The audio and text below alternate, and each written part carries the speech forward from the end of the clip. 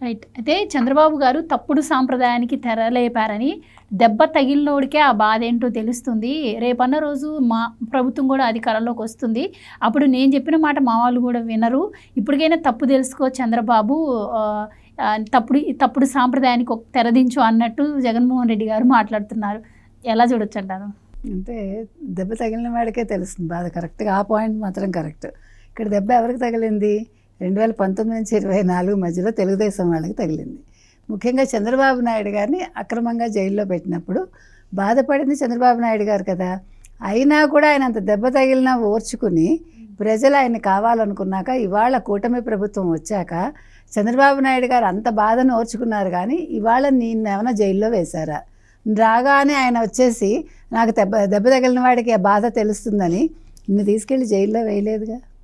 ఇప్పుడు ఎవరెవరైతే జైల్లోకి వెళ్ళారో వాళ్ళందరూ ఊరికే వెళ్ళలేదుగా. వాళ్ళు తప్పులు చేసి వాళ్ళ మీద నేరారోపణ జరిగాక వాళ్ళు జైలుకి వెళ్ళారు.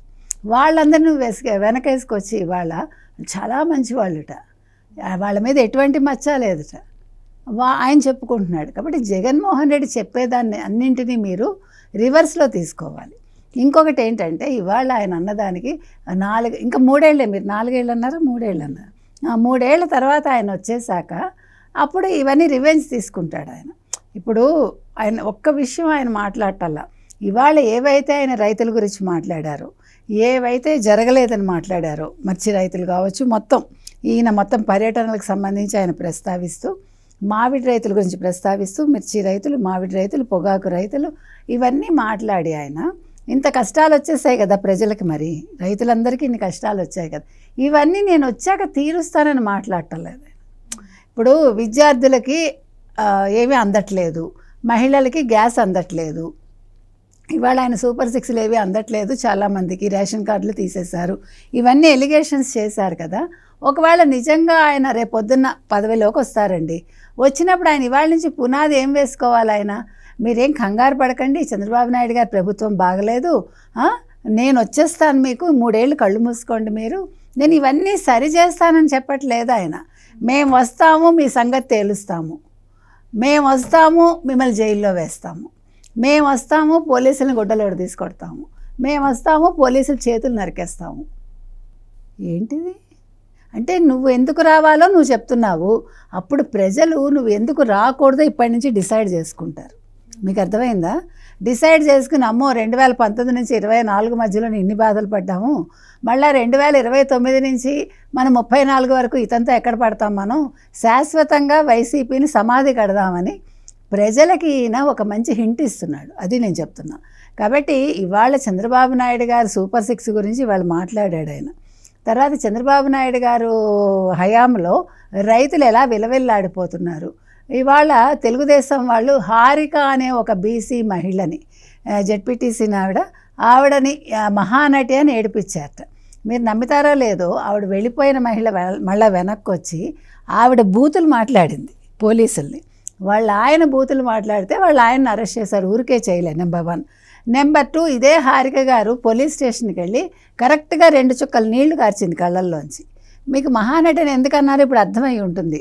డైరెక్టరు ఆ రోజుల్లో సావిత్రి గారిని యాక్షన్ చేయమన్నప్పుడు నువ్వు కంట్లోంచి నీళ్లు తెప్పించమ్మా అని అడిగారు సావిత్రి గారిని. అప్పుడు ఏ కంట్లోంచి కావాలి మీకు, ఎన్ని చుక్కలు కావాలని అడిగింది ఆవిడ 2 చుక్కలంటే 2 చుక్కలే కన్నీళ్లు తెప్పించింది. అందుకని ఇవాళ మహానటి అనే పోలిక అందుకు తీసుకొచ్చారు హారికని. నెంబర్ 1. అయినా మహానటి అంటే ఏం బూత్ కాదు కదా, అంటే బూతులు తిట్టలేదని బాధపడుతున్నారా వీళ్ళు? మహానటి అని అన్నారు, నన్ను బూతులు తిట్టలేదని బాధపడుతుంది ఆవిడ.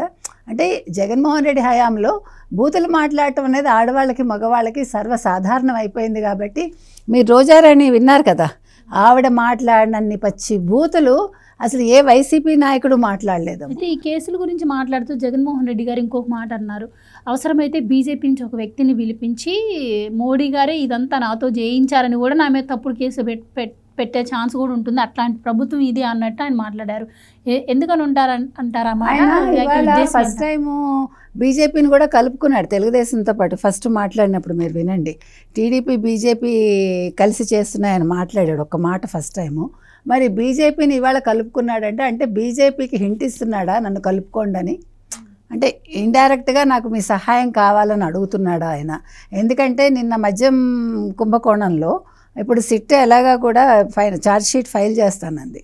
ఇప్పుడు మనందరం కూడా అందరూ వెయిట్ చేస్తున్నారు, విజయసాయిరెడ్డి ఎప్పుడు వస్తాడా, ఎప్పుడు ఫైనల్ స్టేట్మెంట్ ఇస్తాడా, నెంబర్ 1. నెంబర్ 2, ఆల్రెడీ ఇప్పుడు విచారణ చేసిన వాళ్ళందరూ కూడా స్టేట్మెంట్ ఇచ్చేసి ఉంటారు.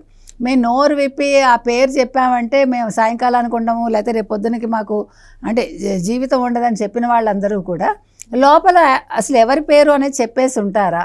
ఇంకా విజయసాయిరెడ్డి చెప్పేస్తే ఈ కేసు ఒక కొలిక్కి వస్తుందా, జగన్మోహన్ రెడ్డి అరెస్ట్ తప్పదా? ఇవన్నీ తెలిసి జగన్మోహన్ రెడ్డి ఇవాళ ఈ మాట అన్నారా అని ఒక సందేహం మనకి. కాబట్టి ఇవాళ జగన్మోహన్ రెడ్డి కొత్తగా ఏమీ చెప్పింది లేదు, పాత చింతకాయ పచ్చడి అయినప్పటికీ కొన్ని కొత్త స్టేట్మెంట్స్ మాత్రం ఇచ్చాడు ఆయన, అంతే. మొత్తం ఓవరాల్ ప్రెస్ మీట్ మీరు కనుక విన్నారంటే మీరు చెప్పినట్టుగా సమయపాలన పాటించాడు ఆయన. రెండోది ఇవాళ కొంచెం కొద్దిగా చూడడం తగ్గింది ఆయన. అంటే ప్రెస్ మీట్లో కొన్ని చూడకుండానే చెప్పడం కొద్దిగా ఇవాళ అంటే బాగా ప్రాక్టీస్ చేశారేమో నిన్న, అందుకని కొంచెం ఆ చదవటం మానేసి మధ్య మధ్యలో కొంచెం చెప్పటం మొదలుపెట్టాడు.